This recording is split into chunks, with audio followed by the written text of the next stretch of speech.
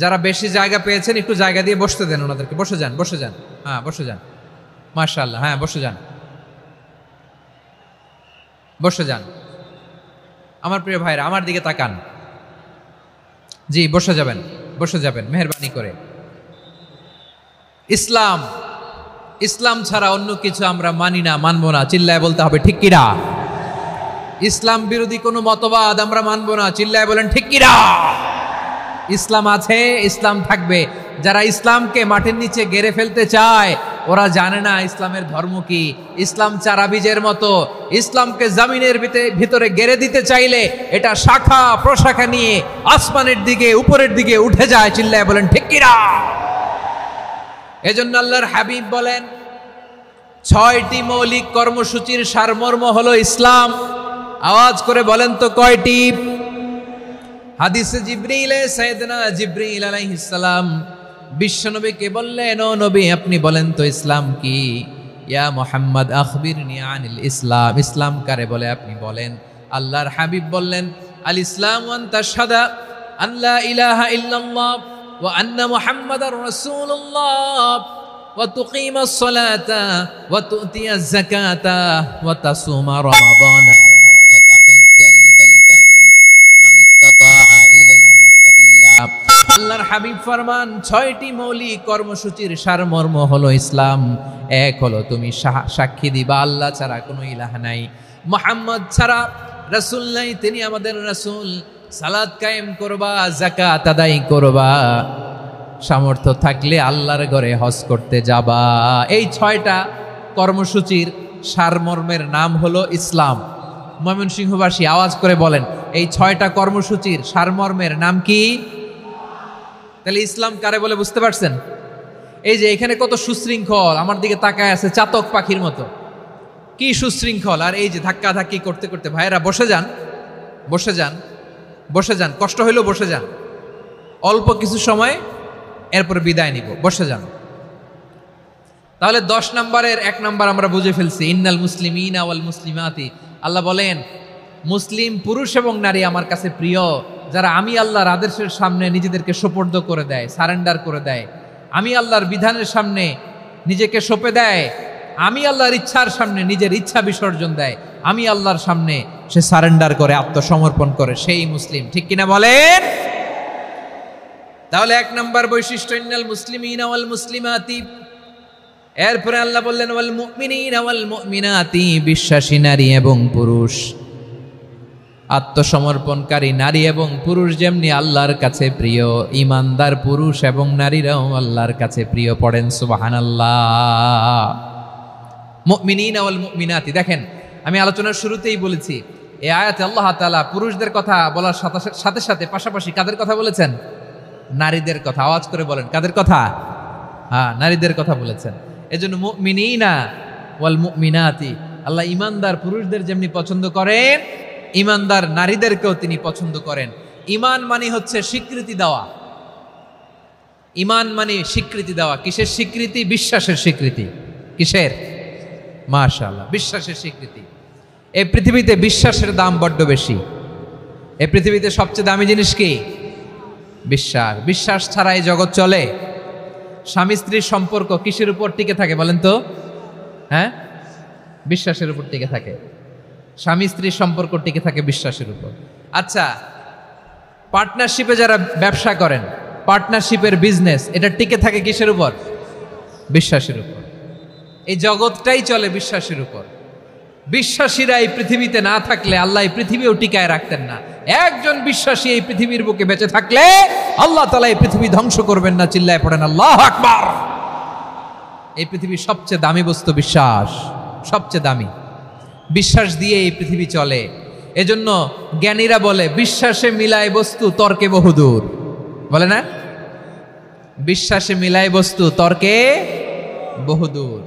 বিশ্বাসে এই পৃথিবী টিকে থাকে।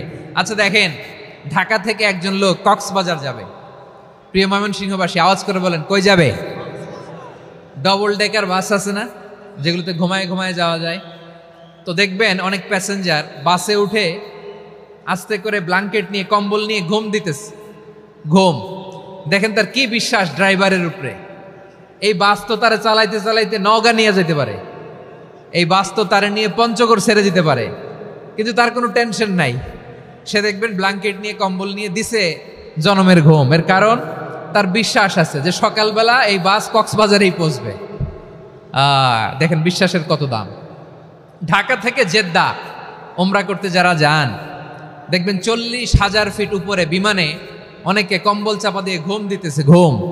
এই বিমান 40,000 ফিট উপর দিয়ে পাইলট চালায়া এটাকে আফ্রিকার জঙ্গলে নিয়ে যায় নাকি ভারত মহাসাগরে নিয়ে যায়, তার কোনো টেনশন নাই, সে ঘুম। কারণ তার পাইলটের উপর, এই এয়ারলাইন্সের উপর বিশ্বাস আছে যে সকালবেলায় এটা জেদ্দা আন্তর্জাতিক বিমানবন্দরে ল্যান্ড করবে। ঠিক কিনা বলেন? বাবা বাবা তার কলিজার টুকরো সন্তানকে, ছোট্ট ছেলেটাকে দেখবেন মাঝে মাঝে আদর করে এরকম শূন্যে ছুঁড়ে মারে। আপনারা মারেন? ময়মনসিংহের বাবারা বাচ্চাদের সাথে এরকম মজা করেন না? তো উত্তর দেন না কেন? আপনারা করেন? বাবা তার সন্তানকে, ধরেন ছোট্ট মেয়েটাকে আদর করে কোলে তুলে এরকম শূন্যে ছুঁড়ে মারে। তো মেয়েটাকে শূন্যে ছুঁড়ে মারলে দেখবেন মেয়েটা খিলখিল করে হাসে, খিলখিল করে হাসে। ও যদি নিচে পড়ে ওর হাতও ভাঙবে, পাও ভাঙবে, তারপরেও হাসে। কেন হাসে? কারণ মেয়েটার বিশ্বাস আছে যে আব্বু আমারে ছাড়বে না, আব্বু আমাকে ঠিকই ধরে ফেলবে। চিল্লায় বলেন ঠিক কি না? ও আমার প্রাণের ময়মনসিংহের ভাইরা, এই জমিন চলে বিশ্বাসে।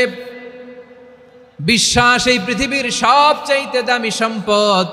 এজন্য একজন বিশ্বাসী জমিনের মধ্যে বেঁচে থাকলে জমিনের উপর আল্লাহ প্রলয়ঙ্কারী কিয়ামত দিবে না। এজন্য আল্লাহ বললেন ওয়াল মুমিনিনা ওয়াল মুমিনাতি, বিশ্বাসী পুরুষ এবং নারীকে আমি আল্লাহ বড্ড ভালোবাসি। তারা এমন ভাবে বিশ্বাস করে না দেখে বিশ্বাস। আল্লাহ বলছেন আল্লাযীনা ইউমিনুনা বিল গায়বি ওয়া ইউকিমুনাস সালাহ, আমার বিশ্বাসী বান্দারা না দেখে বিশ্বাস করে। অদৃশ্যের প্রতি তারা বিশ্বাস রাখে, না দেখে বিশ্বাসটাই আসল বিশ্বাস। ঠিক কিনা বলেন? আচ্ছা, বুঝে থাকলে উত্তর দেন। আমার হাতে 3টা চকলেট নিয়ে যদি আমি বলি এই যে আমার হাতে চকলেট, তুমি বিশ্বাস করো? আপনি তো বলবেন করি, কারণ চকলেট তো দেখা যায়। বিশ্বাস না করে যাবেন কই? কিন্তু আপনারা না দেখায়া 3টা চকলেট এরকম মুষ্টিবদ্ধ করে পিছনের দিকে নিয়ে যদি বলি বন্ধু আমার পিছনে ডান হাতের মুঠায় কিন্তু 3টা চকলেট আছে, বিশ্বাস করো? ও না দেখেও যদি বলে বন্ধু তুই যেহেতু বলছিস বিশ্বাস করি, যদি করে এটাই আসল বিশ্বাস। না দেখে বিশ্বাস করাটাই আসল বিশ্বাস। চিৎকার করে বলেন ঠিক কি না? এজন্য আল্লাহ বললেন না দেখে বিশ্বাস হলো আসল বিশ্বাস। অদৃশ্যের প্রতি বিশ্বাসকে বলে প্রকৃত বিশ্বাস। আল্লাযীনা ইউমিনুনা বিল গায়ব, আমার বান্দারা না দেখে আমি আল্লাহর উপর বিশ্বাস করে।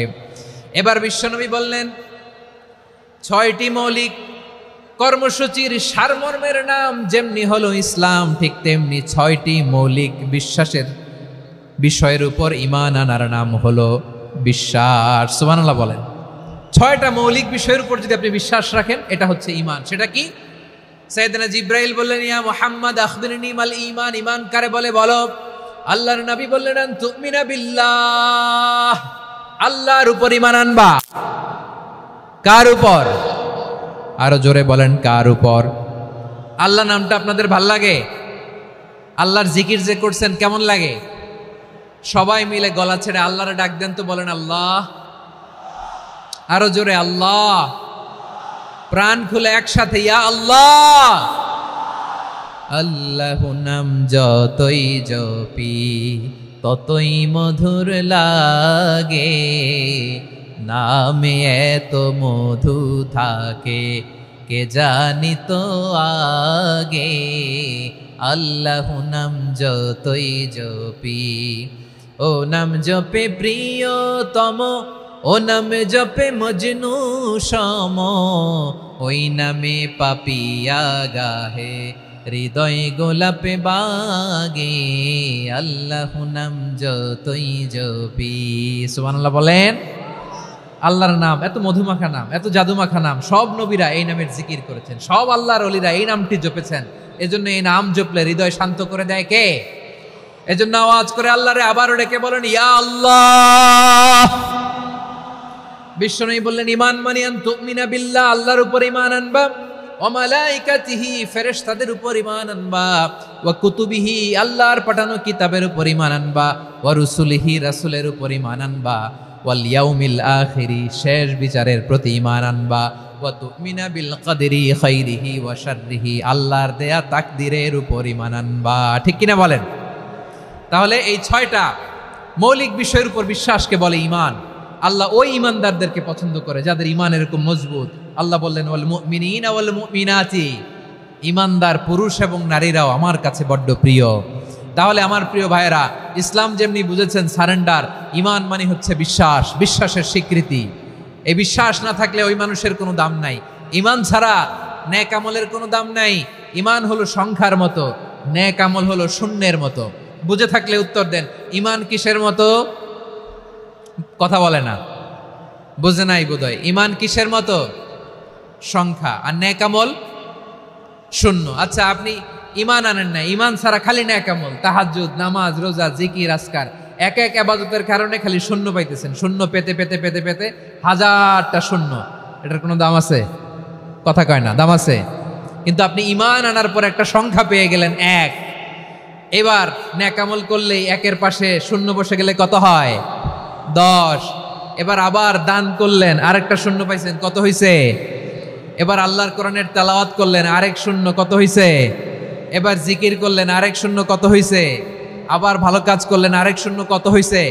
এখন যত সৎকর্ম নেক আমল করেন, শূন্য যত বাড়ে, এটার দাম আছে না নাই? এজন্য আমার প্রিয় ভাইয়েরা, ঈমানের দাম সবচেয়ে বেশি। ঈমান হলো সফলতার মাপকাঠি। টাকা যার বেশি সে সফল নয়, এই সমাজে দাপট যার বেশি সে সফল নয়, এই সমাজে খ্যাতি যার বেশি সে সফল নয়, যার হৃদয় ঈমান আছে, বিশ্বাস আছে, সেই সফল। ঠিক কিনা?